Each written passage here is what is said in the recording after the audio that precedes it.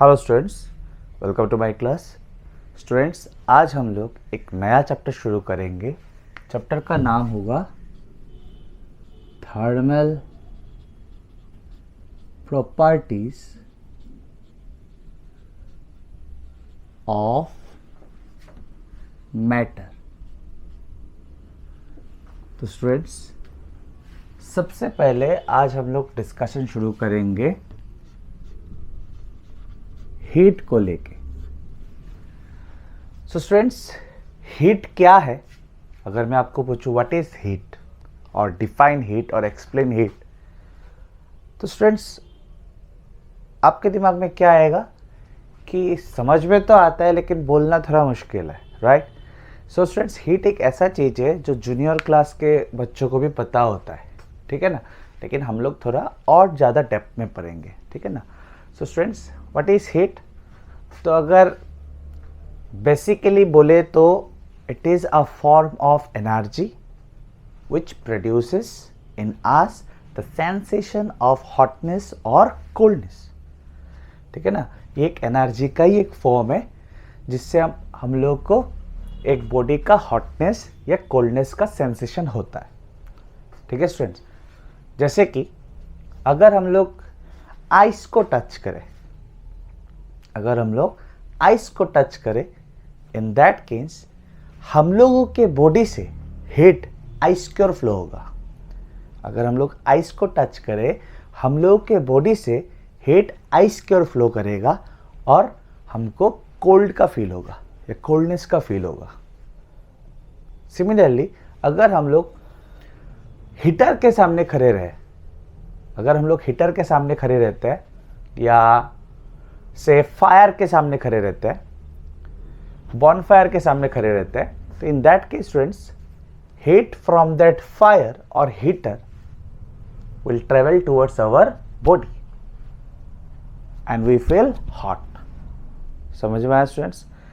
But heat के बारे में इतना जानना काफ़ी नहीं है, ठीक है ना स्टूडेंट्स, और थोड़ा अच्छी तरह से जानना जरूरी है। क्लियर? तो स्टूडेंट्स, हम लोग पढ़ेंगे डायनामिक थ्योरी ऑफ हीट।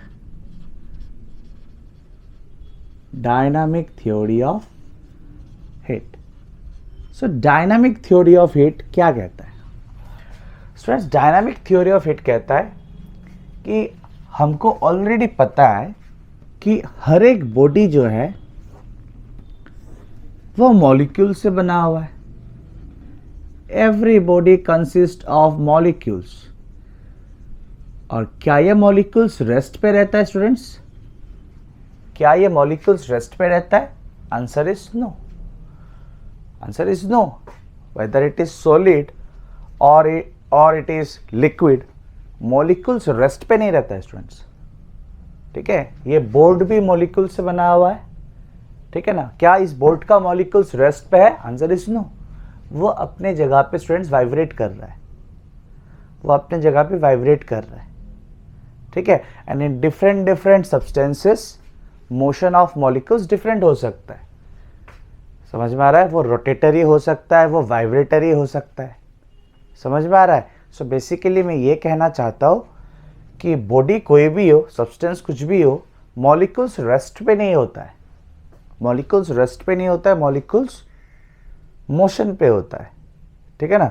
जैसे कि इस बोर्ड का मॉलिक्यूल्स वाइब्रेटरी मोशन पे है। समझ में आ रहा है ना स्टूडेंट्स? वाइब्रेट कर रहे हैं अपने अपने जगहों पे। नेक्स्ट, अगर इस बॉडी पे हीट फ्लो होता है, तो क्या होगा? हीट फ्लो हो गया, उसके बाद क्या चेंजेस आया बॉडी में?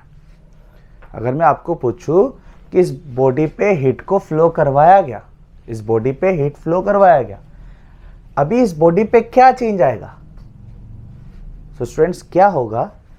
इन मॉलिक्यूल्स का जो काइनेटिक एनर्जी था, ऑब्वियसली मूव कर रहा है, ठीक है ना, रैंडम मोशन पे है तो काइनेटिक एनर्जी तो होगा, राइट? सो अगर हीट फ्लो किया, हीट क्या है? It is a form of energy. तो अगर हीट फ्लो किया तो फ्लो करने के बाद हम लोगों को क्या चेंजेस देखने को मिलेगा? सो स्टूडेंट्स, आंसर इज जैसे हीट फ्लो करेगा, फ्लो करने के बाद ही जितना अमाउंट ऑफ हीट फ्लो हुआ उतना amount of heat basically molecules का इंक्रीज इन काइनेटिक एनर्जी बन जाएगा। समझ में आया स्टूडेंट्स? मतलब मॉलिक्यूल्स का कुछ काइनेटिक एनर्जी था पहले, ऑब्वियसली मूव कर रहा था, मोशन पे था, तो काइनेटिक एनर्जी तो रहेगा। तो जैसे हीट फ्लो करेगा वो मॉलिक्यूल्स का काइनेटिक एनर्जी इंक्रीज हो जाएगा। कहने का मतलब ये है कि हीट फ्लो होने के बाद वो मॉलिक्यूल्स का काइनेटिक एनर्जी बन जाएगा। समझ में आ रहा है? पहले जो भी रैंडमनेस था मॉलिक्यूल्स का, वो रैंडमनेस इंक्रीज होगा और वायलेंटली वाइब्रेट करना शुरू करेगा। समझ में आया स्टूडेंट्स? तो ये हम लोगों को याद रखना है कि जैसे ही हीट अंदर फ्लो हुआ किसी भी बॉडी का जैसे हीट अंदर आया, अंदर आने के बाद क्या हुआ?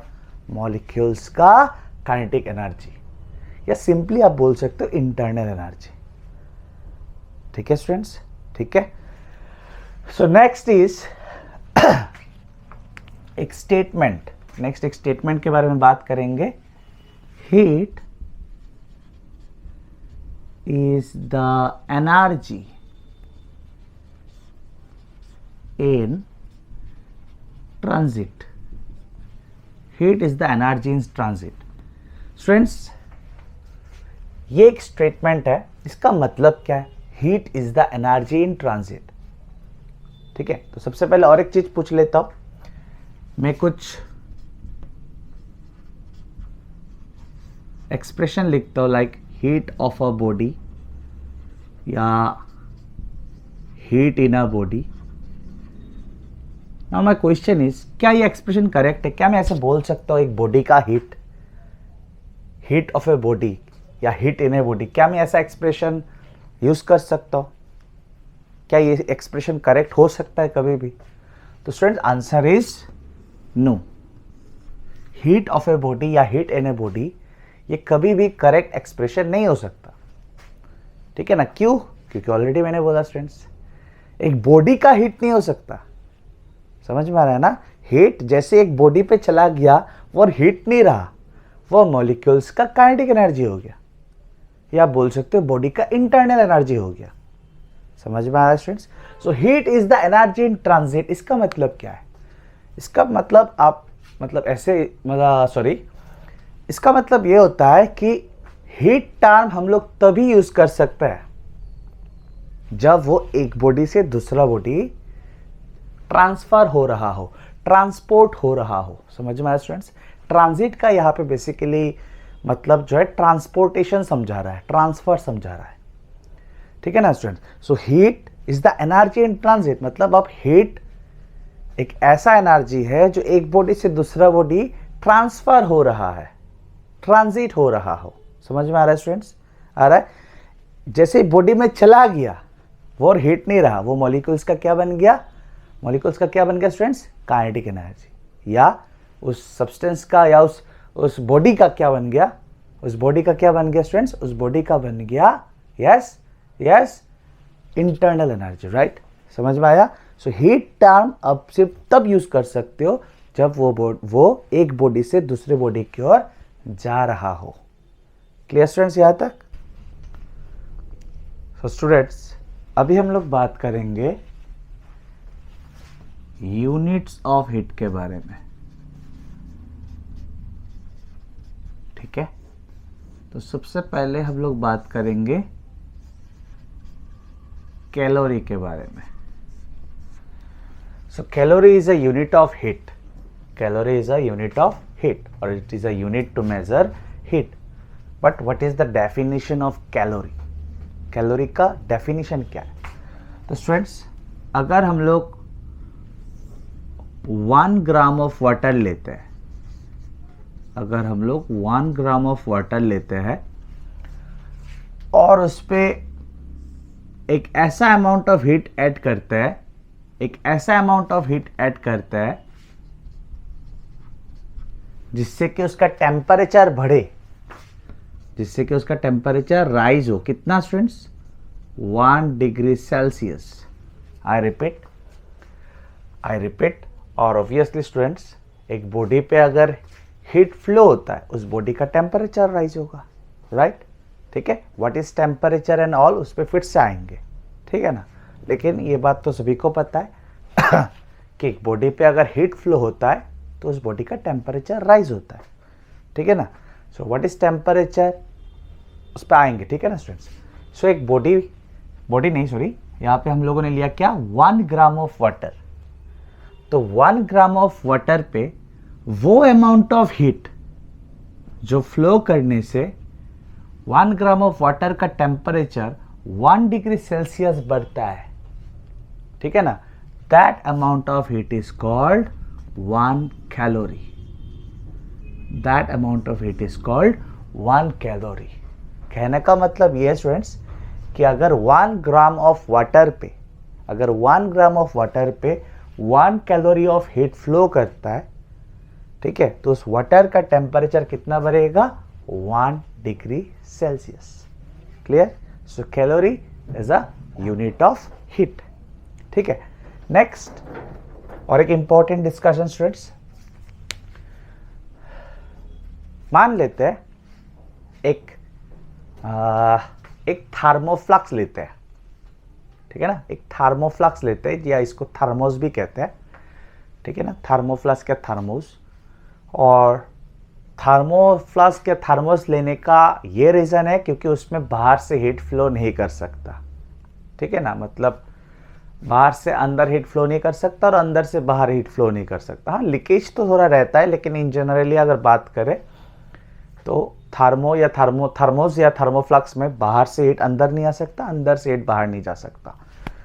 तो स्टूडेंट्स एक थर्मोफ्लक्स लिया, ठीक है, और उस पर पानी रखा गया, ठीक है, और थर्मोफ्लक्स को लीड हम लोगों ने लगा दिया, उसको बंद कर दिया हम लोगों ने। Now if I ask you कि इसका टेम्परेचर बढ़ाना है, आप कैसे बढ़ाओगे। एक बात आपको याद रखना है स्टूडेंट्स, मैंने थर्मोफ्लक्स लिया है तो बाहर से हीट आप नहीं दे सकते, ठीक है ना। और थर्मोफ्लक्स कहने का मतलब ही ये था कि बाहर से आप हीट नहीं दे सकते, ठीक है ना। तो बाहर से हीट ना देके आप उस थर्मोफ्लास्क के अंदर जो पानी है उसका टेम्परेचर को बढ़ा सकते हैं या नहीं बढ़ा सकते, और अगर बढ़ा सकते हैं तो कैसे बढ़ा सकते हैं। यस, तो स्टूडेंट्स बढ़ाया जा सकता है। कैसे? अगर उस थर्मोफ्लास्क को हम लोग ले और ऐसे शेक करते रहे, ठीक है ना, इसके अंदर पानी है और ऐसे अगर वायलेंटली शेक करते रहे, तो शेक करना यानी कि हम लोग क्या कर रहे हैं स्टूडेंट्स, यस, मैकेनिकल वर्क कर रहे हैं, ठीक है ना। अकॉर्डिंग टू फिजिक्स हम लोग बोलेंगे we are performing some mechanical work, ठीक है।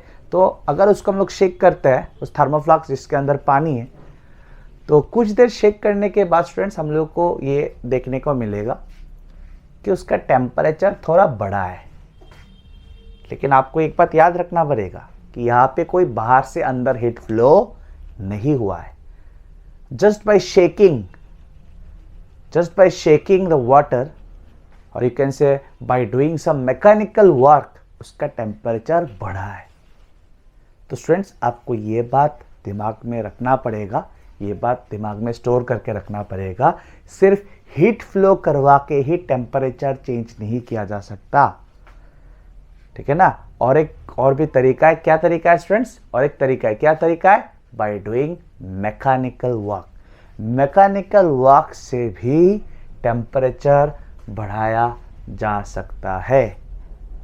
समझ में आया स्टूडेंट्स? फॉर एग्जाम्पल, फिर से अगर और एक एग्जाम्पल ले, आप एक वाटर लिया हम लोगों ने, जनरल टेम्परेचर वाला वाटर लिया एक ग्लास में, और उसको अगर चम्मच से स्टूडेंट्स हम लोग चार्निंग करते हैं, कर रहे, तो basically what we are doing, mechanical work. उससे भी टेम्परेचर राइज होगा। समझ में आ रहा है? सो टेम्परेचर राइज हीट के फ्लो होने से हो सकता है या मैकेनिकल वर्क से भी हो सकता है। समझ में आया students? Now please concentrate.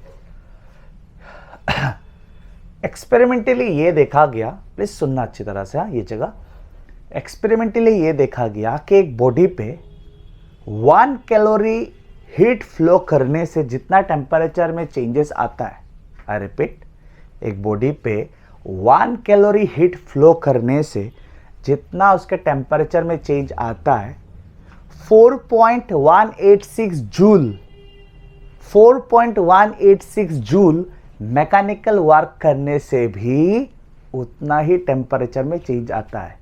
Please students, इस लाइन को फिर से बहुत ज़्यादा ध्यान से सुनना है, इसी है, जस्ट कॉन्सेंट्रेट करना है। हम लोग को पता है कि हीट फ्लो करने से टेम्परेचर बढ़ता है और मैकेनिकल वर्क करने से भी टेम्परेचर बढ़ता है।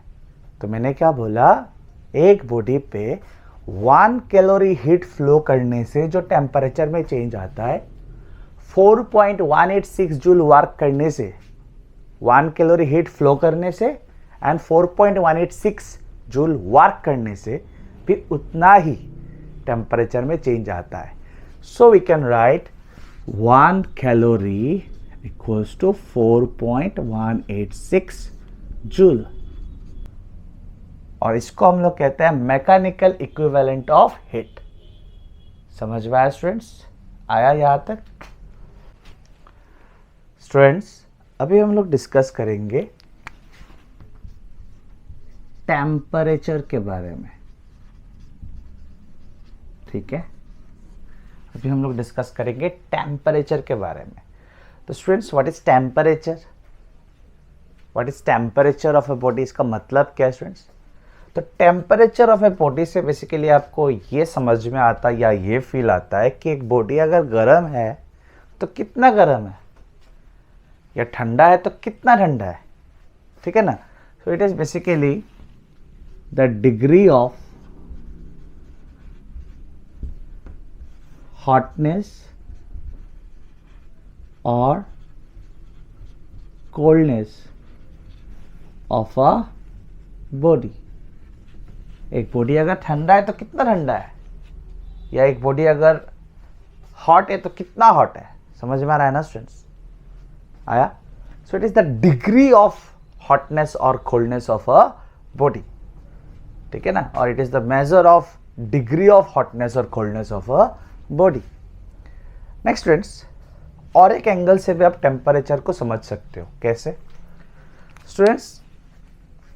एक बॉडी पे अगर हीट फ्लो किया जाए, एक बॉडी पे अगर हीट फ्लो किया जाए, एक तो आप कह सकते हो कि टेम्परेचर इंक्रीज होता है, या कोई दूसरा बच्चा के कह सकता है कि सर अभी अभी आपने बोला कि हीट फ्लो होगा तो मॉलिक्यूल्स का काइनेटिक एनर्जी इंक्रीज होगा,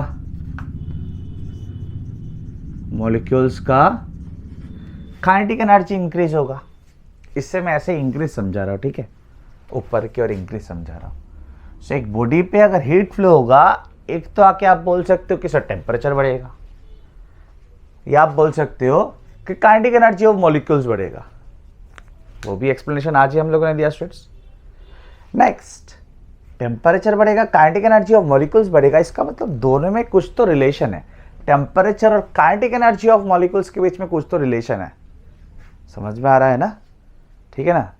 दिमाग को एकदम रिलैक्स रखना है स्टूडेंट्स फिजिक्स समझते वक्त, ठीक है ना? और खुश रह के पढ़ना है, बहुत इंपॉर्टेंट है, बहुत ज़्यादा इंपॉर्टेंट है। खुश होकर पढ़ने बैठना है। तो स्टूडेंट्स, एक बॉडी पे अगर हीट फ्लो होता है, एक तो टेम्परेचर बढ़ता है बोल सकते हो, या आके बोल सकते हो कि काइनेटिक एनर्जी ऑफ मॉलिक्यूल्स बढ़ता है। तो इन दोनों में कुछ तो रिलेशन है, ठीक है? तो how temperature is related to kinetic energy of molecules, ठीक है ना? How temperature is related to kinetic energy of molecules. तो स्टूडेंट्स, आप बोल सकते हो टेम्परेचर